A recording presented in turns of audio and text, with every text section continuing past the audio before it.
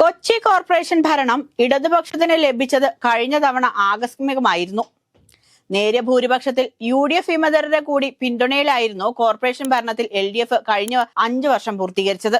ഒരു തവണ പോലും ഭരണം പ്രതിസന്ധിയിലായില്ലെന്ന് മാത്രമല്ല, മികച്ച ഒട്ടേറെ പദ്ധതികളും നഗരസഭ നടപ്പിലാക്കി. മേയർ എന്ന നിലയിൽ അനിൽകുമാറിന്റെ പ്രവർത്തനങ്ങളാണ് പോയ 5 വർഷത്തിൽ ഏറ്റവും അധികം ശ്രദ്ധിക്കപ്പെട്ടത്. എളമക്കര നോർത്ത് ഡിവിഷനിൽ നിന്നുമായിരുന്നു അനിൽകുമാർ വിജയിച്ചത്. അതിനു മുൻപ് 2000 മുതൽ 2015 വരെ കൗൺസിലർ ആയിരുന്നു. 2008 മുതൽ 2010 വരെ സ്റ്റാൻഡിംഗ് കമ്മിറ്റി ചെയർമാനായിരുന്നു. മേയർ സ്ഥാനത്തേക്ക് കടന്നു വന്ന അനിൽകുമാർ സമാനതകളില്ലാത്ത വികസന പ്രവർത്തനങ്ങളായിരുന്നു നഗരസഭാ പരിധിയിൽ നടപ്പിലാക്കിയത്. തുരുത്തിയിലെ ഫ്ളാറ്റ് സമുച്ചയം വികസന നേട്ടങ്ങളുടെ പട്ടികയിൽ ഒന്നാമതാണ്.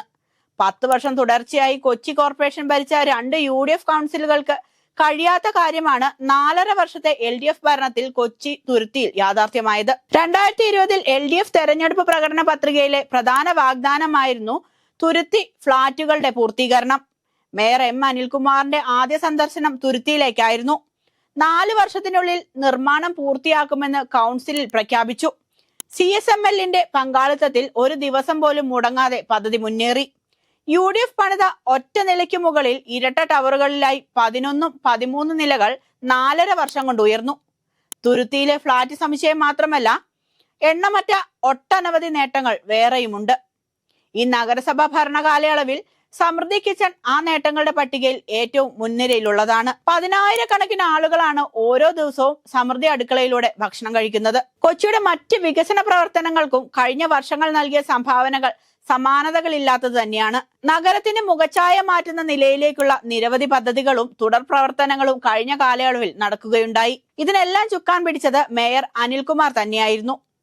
ഈ തവണ നഗരസഭാ തെരഞ്ഞെടുപ്പിൽ ഏതായാലും അനിൽകുമാർ മത്സരിക്കുന്നില്ല.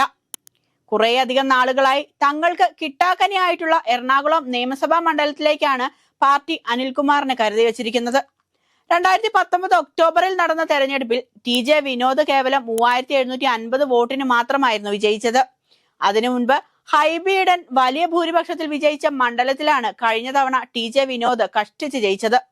എന്നാൽ സാധാരണ നിലയിൽ എറണാകുളം പോലുള്ള മണ്ഡലത്തിൽ UDF-നെ അട്ടിമറിക്കുക അത്ര എളുപ്പമല്ല. കഴിഞ്ഞ ലോക്സഭാ തെരഞ്ഞെടുപ്പ് ഫലം വന്നപ്പോൾ എറണാകുളം നിയമസഭാ മണ്ഡലത്തിൽ LDF-ന് ലീഡുള്ളത് ഒരേ ഒരു ബൂത്തിൽ മാത്രമായിരുന്നു. എറണാകുളം മണ്ഡലത്തിലെ 140 പോളിംഗ് ബൂത്തുകളിൽ 131 ബൂത്തുകളിലും UDF സ്ഥാനാർത്ഥി ഹൈബി ഈഡനായിരുന്നു ലീഡ്. 8 ബൂത്തുകളിൽ BJP സ്ഥാനാർത്ഥി KS രാധാകൃഷ്ണൻ ലീഡ് നേടിയപ്പോഴാണ് LDF വെറും ഒരു ബൂത്തിലെ ലീഡിൽ ഒതുങ്ങിയത്. പൊതുവെ UDF-ന്റെ കോട്ടയാണ് എറണാകുളം നിയമസഭാ മണ്ഡലമെങ്കിലും LDF ഇത്രയും കുറച്ച് വോട്ടുകളിലേക്ക് ചുരുങ്ങുന്നത് സമീപകാലത്ത് ആദ്യമായിരുന്നു. 2014 മുതലുള്ള തിരഞ്ഞെടുപ്പുകൾ പരിശോധിച്ചാൽ LDF-ന് 25% മുകളിൽ വോട്ട് കിട്ടാറുണ്ട്. എന്നാൽ ഇത്തവണ അത് 20.28% താഴ്ന്നു. BJP-യുടെ വോട്ട് ഘട്ടം ഘട്ടമായി ഉയർന്ന ഇത്തവണ 17.78%-ലെത്തി. LDF-ഉം BJP-യും തമ്മിലുള്ള വോട്ട് വ്യത്യാസം 2.5% മാത്രം.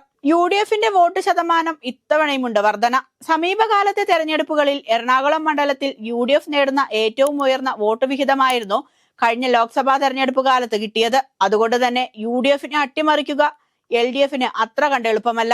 നിലവിലെ സാഹചര്യത്തിൽ CPM-ന് മുൻപിലുള്ള ഏറ്റവും മികച്ച ചാണക്യതന്ത്രം അത്രമേൽ ജനകീയതയുള്ള ഒരാളെ മത്സരിപ്പിക്കുക എന്നതാണ്. അങ്ങനെ നോക്കുമ്പോൾ എറണാകുളം മണ്ഡലത്തിൽ CPM-ന് നിർത്തുവാൻ കഴിയുന്ന ഏറ്റവും സ്വീകാര്യനായ സ്ഥാനാർത്ഥി നിലവിലെ കൊച്ചി മേയർ അനിൽകുമാർ തന്നെയാണ്. പുതിയ നഗരസഭ തെരഞ്ഞെടുപ്പ് സ്ഥാനാർത്ഥികളെ പ്രഖ്യാപിക്കുന്ന വേളയിൽ CPM ജില്ലാ സെക്രട്ടറിയോട് അനിൽകുമാർ നിയമസഭയിലേക്ക് ഉണ്ടാകുമോ എന്ന ചോദ്യത്തിന് അതാത് സമയത്ത് യുക്തിപരമായ തീരുമാനം എടുക്കുമെന്നാണ് മറുപടി നൽകിയത്.